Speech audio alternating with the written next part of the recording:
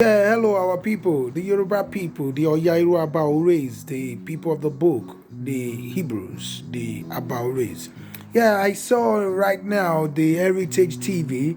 I think they're having the IFA World, whatever they're having, which is jazz, you know. I'm just going to say a few things here. If you don't know the way, you have to be filled with knowledge. First, the Torah, the Bible, you know, the OYOIWA is our book, right? And that's the way we have to follow, family by family. Stop taking us from madness to mess, okay?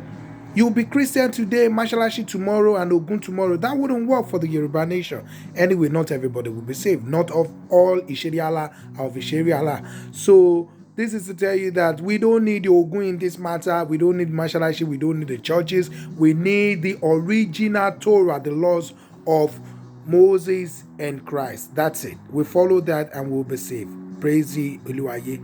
Amen.